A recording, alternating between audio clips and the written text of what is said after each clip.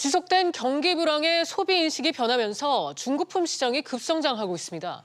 한 푼이라도 아끼려는 소비자들이 늘고 있다는 건데요. 하지만 중고품 시장의 성장은 소비 침체의 장기화, 또 경제 성장에는 마이너스가 될 것이라는 우려도 나오고 있습니다. 관련해서 정철진 경제 칼럼니스트와 함께 얘기 나눠보도록 하겠습니다. 어서 오세요. 네, 안녕하십니까. 네, 한국은행이 소비자 동향 조사를 발표를 했는데 이달 소비자 심리 지수가 98.2, 그러니까 지난달보다 1.8포인트 떨어진 걸로 나왔습니다. 이거 어떻게 해석을 할 수 있을까요? 그렇습니다. 우리가 소비자 심리 지수, 소비자들의 심리를 파악하는 지수다 이렇게 생각할 수 있겠는데요. 좀 더 적확하게 들어가 보면 한 6개 정도의 지표를 합산을 해서 이 소비자 심리 지수라는 지표를 나옵니다. 이게 네. 현재의 소득은 어떤지, 미래의 소득은 어떻게 될지, 내 고용은 어떻게 될지, 물가는 어떻게 될지, 집값은 오를지 말을지 이런 것들을 이제 토탈리 해서 저 소비자 심리 지수 지표를 나오게 되는데 100이 기준이라고 보시면 됩니다. 100을 넘게 되면 그나마 앞으로의 경기는 좋다. 네. 100이 이하로 되면 안 좋을 것 같은데라는 비관인데 참 안타깝게도 이제 8월에 저 100포인트 선이 깨지면서 17개월 만에 99포인트대로 떨어졌었거든요. 네. 그만큼 현재의 내수 불안, 미래에 대한 경기 전망이 어둡다 이렇게 해석이 가능합니다. 네, 그러니까 전반적으로 국민들이 경제 상황을 바라보는 인식이 안 좋아진 상황이다 이렇게 볼 수 있겠네요. 그렇습니다. 이번에 6개 지표를 보면은 딱 하나만 굉장히 올라가고 있는데 네. 그게 뭘 것 같습니까? 물가요? 네, 아니요. 물가도 좀 올랐지만 네. 부동산이었습니다. 아, 집값 같은 경우에는 109. 그러니까 앞으로 더 오를 것이다라고 생각하고 나머지들은 거의 소득이라든가 고용이라든가 굉장히 부정적으로 나왔거든요. 근데 집값이 오른다고 전망하는 거 역시도 실은 경기 입장에서 보면 그게 지금 좋은 게 아니죠. 그렇죠. 지금 같은 지금 경우에는 상황에서는요. 오히려 대출을 받아서 집 사니까 소비를 더 쪼그라들게 만드는 네. 이제 그런 형태이기 때문에 상당히 현재의 내수 어렵다 이렇게 볼 수 있겠습니다. 그러니까 경기 전망에 대해서는 대체적으로 지금 부정적으로 보고 있는데 유독 이제 부동산 가격은 계속해서 오를 것이다 이제 이렇게 그렇게 보고 집계가 있다. 됐더라고요. 예, 그런 네. 말씀입니다. 사실 이제 요즘 경제 상황이 여러 가지로 복잡하고요. 할 얘기도 많은데 오늘은 중고 물품 얘기를 좀 해보려고 합니다. 아무리 이제 불황이어도 점점 이제 더 고객이 늘어가는 게 이제 중고 시장이라고 하는데 네.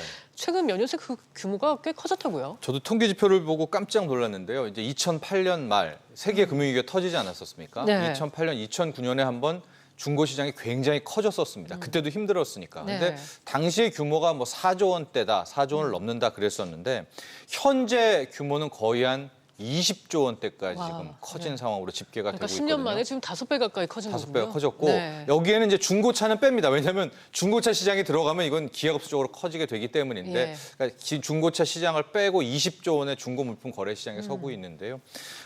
편의점 매출이 지금 한 국내 다 합쳐서 한 20조 되거든요. 네. 그만큼 중고 물품 엄청 시장이 크게 확대가 됐습니다. 그러네요. 크네요, 규모가. 네. 자, 핸드폰도 보면요. 예전에는 새 프리미엄 폰이 나오면 밤새 줄 서서 구입도 했는데 요즘은 상황이 많이 달라진 것 같아요. 네, 거의 그런 모습은 볼 수가 없는데 네. 왜냐면 신형 스마트폰이라고 해도 요즘에 보면은 성능이 크게 기하급수적으로 좋아졌다라는 것들을 잘 못 느끼고 들고 있는 폰에 만족하는 분들이 또 많습니다. 또 하나 신형 핸드폰이 굉장히 비싸지 않습니까? 네, 스마트폰이 그렇죠. 그런 영향도 좀 있고요. 또 하나 보면 요즘에 이제 선택 약정 할인이라고 해서 기존의 폰을 연장하거나 이렇게 했을 경우에는 요금 할인이 지금 25% 상당히 큰 폭으로 해주고 있거든요. 그러니까 이런 불경기에 아마도 그냥 더 쓰지, 1년 더 쓰지 아마 네. 이런 추세들이 많이 나오면서 스마트폰 시장도 중고 시장이 오히려 활성화되는 그런 모양새고 또 하나 중고 시장에 지금 가장 활성화된 부분들을 좀 보면은 캠핑, 등산, 낚시 용품이거든요. 네. 이게 전형적인 불황이라고 볼 수가 있어요. 지금 베스트 5가 나오는데 왜냐하면 캠핑 시장이 우리가 지금 경기가 좋았다고 했을 때 굉장히 커졌거든요. 등산도 아웃도어 시장도 마찬가지로. 네. 왜냐? 여유가 있으니까 캠핑 가고 캠핑 물품을 업그레이드하고 그랬는데 이제 경기가 나쁘니까 캠핑 등산 용품들이 대거 중고 시장에 나오고 있는 그런 모양새여서 저것들이 활발하다는 것은 그만큼 현재 경기 또 나아가서 소비자들이 미래 경기를 어둡게 보고 있다 이렇게 볼 수 있겠습니다. 네. 우리가 이제 C2C라는 표현을 쓰는데 그러니까 개인과 개인 간에 거래하는 시장을 일컫습니다. 네. 이 시장에서 이제 중고 거래가 굉장히 활발해진 것 같아요. 그렇습니다. 이게 이제 공식 집계에는 안 나옵니다. 네. 개인 간의 거래인데. 근데 이제 TV 프로 같은 데도 보면 연예인들이 막 물품을 들고 가서 네. 어느 역 앞에서 만나서 거래하고 있는 그런 예. 모습도 많이 나오지 그런 거 않습니까? 있죠. 예. 지금 우리가 생각하는 이상으로 이 컨슈머 투 컨슈머, 이 개인 간의 중고 거래 시장이 굉장히 커진 그런 상황이고요.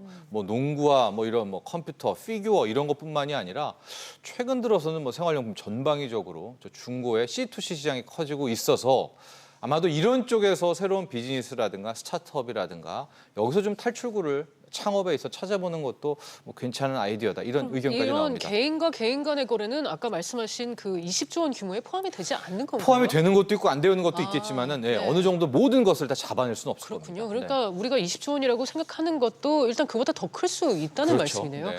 이 중고 물품의 열기가 일본 시장에서도 찾아볼 수가 있는데요. 이 대표적으로 메루카리라는 기업을 들 수 있습니다. 몇 년 전만 해도 이 작은 온라인 벼룩 시장이었는데 지금 시가총액이 5조 원대라고요. 그렇습니다. 우리 뭐 롯데쇼핑만한 이제 그런 덩치의 규모로 커졌는데요. 네. 정말로 작은 온라인 벼룩 시장 같은 곳이었었습니다. 메루카리가. 그러니까 거기가 정보들이 올라갈 거 아니겠습니까? 네. 나는 이걸 사겠습니다. 나는 팔겠습니다. 이제 그런 것들을 보고 아예 저것들에 이제 믿음과 신뢰를 주면서 일본 중고 거래의 지금 절반 이상 통계에 따라서는 60%를 저 메루카리가 책임지고 있다 할 정도로 많은 일본 국민들이 이제 저 시장을 이용하고 있는데요. 네. 시종 규모가 일본은 지금 우리 20조 얘기하는데 200조 원, 거의 300조 원 가까이 됩니다. 네. 그러니까 일본 같은 경우에는 뭐 잃어버린 15년, 잃어버린 20년, 25년이 있어서 이미 저 불황에 견뎌내는 네. 패턴들이 굉장히 익숙하거든요. 그러니까 그만큼 중고 시장이 활성화가 됐고 아마도 거기에 대한 방증으로 저 메루카리라는 이제 애플리케이션으로 좀 됐습니다. 그러니까 커지고 있는데 굉장히 편리하거든요. 그러니까 저런 비즈니스를 좀 보면 네. 우리도 최근에 C2C 시장도 커지고 중고에 대한 뭐 이런 것들이 커지고 있기 때문에 새로운 뭐 창업 기회도 될 수 있지 않을까 이런 의견을 네. 제언하고 싶습니다. 네. 그러니까 이웃나라 일본이 이제 불황을 겪으면서 이렇게 중고 시장이 커졌는데 우리나라도 요즘 이제 중고 시장에 대한 수요가 이제 커지고 있다. 네. 뭐 이런 분위기입니다. 하지만 이제 중고 물품 시장이 커지면서 어두운 면도 생겼습니다. 이 자연스럽게 이제 신제품에 대한 수요가 줄어들고 있는 것 같고요. 네. 또 이제 중고 물품 시장의 확대가 GDP를 0.2%포인트 하락시킨다. 뭐 이런 분석도 나오는데 네. 이 부분은 이거는 어떻게 타당한 봐야 할까요? 측면이 있죠. 우리가 네. 이제 경제 성장률이다라고 하면은 네. 일단 생산, 뭐 소비 뭐 이렇게 될 텐데 생산 같은 경우를 보면 만약에 등산용품, 뭐 캠핑용품을 보겠습니다. 뭐 하나 새롭게 만들어내고 그 새로운 물건을 소비할 때 네. 성장률이 올라가는 건데 아. 이제 중고 시장이 활성화가 되면 일단은 새로운 물건은 아니잖아요. 그렇죠. 기존 물건을 갖고 있으면서 이 추가 부가가치를 창출하는 건데 이게 전체 경제 성장률을 보면은 전혀 도움이 되지 않는 오히려 이제 감소의 효과가 있습니다. 이게 지금 뜨고 있는 공유 경제와도 굉장히 맥이 다 있거든요. 아, 그런가요? 가령 뭐 카 쉐어링 같은 경우에도 실은 산업이 발달하려면 새 차를 사고 네. 그 차를 타고 이래야 산업이 발달하는데 이 공유 경제는 기존의 차를 돌려서 이렇게 쓰게 되기 그렇죠. 때문에 산업 전체 생산에서는 악영향을 주는데 지금 이 중고 시장의 확대도 이렇게 될 경우에는 전체 한국의 산업 성장에 또 한국 경제 성장률에는 참 악영향을 통계적으로는 네. 줄 수밖에 없지만 현재 상황에서 또 국민들의 이제 반응들을 좀 보면 살 돈은 안 되니까 있는 것들을 팔고 또 중고를 사고 아마 이런 패턴이 빠르게 확산되고 있는 것 같습니다. 네. 사실 그런데 이 중고물품 시장이 활성화되는 걸 보면 소비자들 입장에서는 이제 합리적인 소비를 추구하는 거고요. 또 네. 실속형인 소비 문화가 만들어낸 결과가 아닐까 하는 생각이 드는데 뭐 그만큼 또 결과가 이 경제가 어렵다는 이제 방증도 될 것 같고요. 네.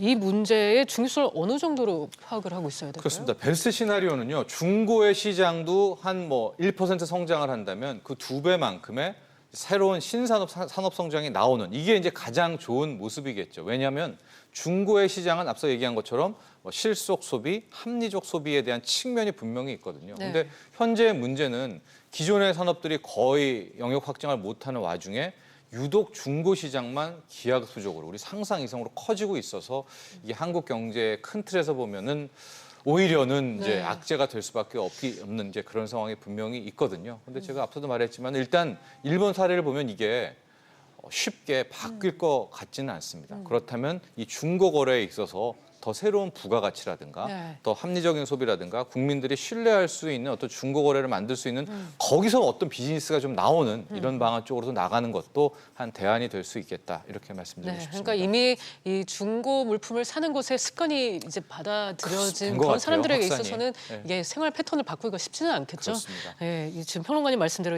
여기에서 부가가치를 새롭게 만들 수 있는 방법을 강구해내는 게 중요할 것 같습니다. 오늘 말씀 여기까지 듣겠습니다. 감사합니다. 감사합니다.